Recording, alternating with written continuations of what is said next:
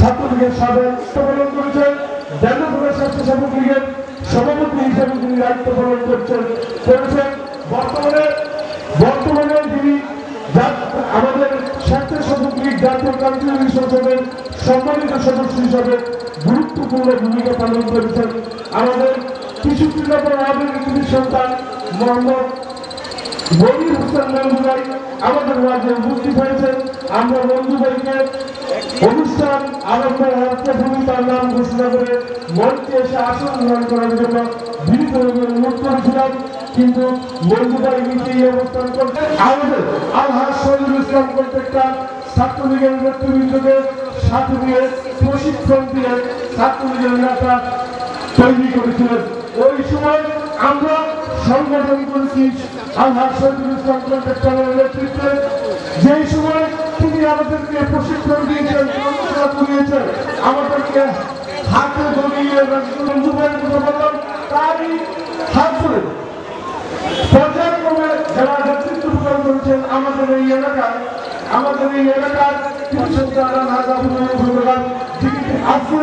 এই সর্বোচ্চ আমাদের মাঝে উপস্থিত হয়েছেন। তিনি তরুণ আওয়ামী লীগের নেতা হিসেবে দায়িত্ব পালন করছেন। আওয়ামী লীগের সভাপতি হিসেবে যিনি দায়িত্ব পালন করার জন্য অপেক্ষায় আছেন। আমরা বিশ্বাস করি আমাদের ওই সময় আমাদের এই অনুষ্ঠানে আরেকজন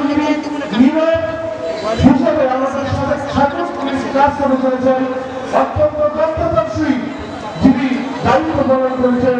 ওই সময়কার এই প্রস্তাবিত সাধারণ ইউনিয়ন ছাত্রলীগের সাধারণ সম্পাদক হিসেবে যিনি দায়িত্ব পালন করেছেন, আমার সহকর্মী হিসেবে আমাকে পরামর্শ দিয়ে সাথে নিয়ে কাজ করেছেন। বিরোধী আন্দোলন প্রধানের উপস্থিত আছেন আমাদের শ্রদ্ধাভাজন আবু নঈম ধন্যবাদ।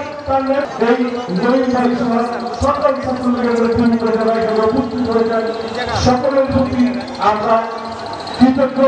আজকে সেই বৃক্ষ থেকে বহির্ভূমি হিসেবে আজকে অবতীর্ণ হয়েছে বাংলাদেশ ছাত্রলীগের নেতা এবং কর্মীদের। সকলের কাছে বিনীতভাবে অনুরোধ করছি বন্ধুরা ক্ষমা দৃষ্টি রাখবেন। আমি ওই সুযোগ হয়েছে আজকে একটু কথা বলার, সেই কারণে আমি এই কথাটি বলছি। ওই সময় এক তরুণ ছাত্রলীগের নেতা এবং কর্মীর সম্বন্ধে আলহাজ শহীদুল ইসলামের এবং অন্যান্য যারা আছেন তার নেতৃত্বে তার সুযোগ্য ছোঁয়া আমরা ছাত্রলীগের কর্মী হিসেবে নেতা হিসেবে গড়ে উঠেছিলাম। আজকে আওয়ামী লীগকে রিপ্রেজেন্ট করে আওয়ামী লীগের প্রত্যেকটা ছেলে ওই সময় যারা ছাত্রলীগ করেছে আজকে সামনে ইউনিয়ন ভাগ হয়ে 3টি ওয়ার্ডে রূপান্তরিত হয়েছে। 66, 67 এবং 68 এই 3টি ওয়ার্ডেই ছাত্রলীগের ওই সময়কার যারা নেতৃত্ব দিচ্ছেন তারা সভাপতি ও সাধারণ সম্পাদক হিসেবে দায়িত্ব পালন করছেন। আমরা দীর্ঘ অপেক্ষায় রয়েছি। আমরা যার উপস্থিতির জন্য যিনি আজকের এই অনুষ্ঠানের প্রধান আলোচক হিসেবে বক্তব্য প্রদান করে আমাদেরকে ব্যক্ত করবেন আমাদের ওয়ার্ড ডিভিশনের সভাপতি ডিসি জনাব ইকবাল হোসেন, মোহাম্মদ ইকবাল হোসেন আমাদের মাঝে উপস্থিত হয়েছেন। ইতিমধ্যেই আমাদের মাঝে উপস্থিত হয়েছেন আজকের এই অনুষ্ঠানের বিশেষ অতিথি ভারপ্রাপ্ত কর্মকর্তা জনাব জহিরুল ইসলাম আমাদের মাঝে উপস্থিত হয়েছেন।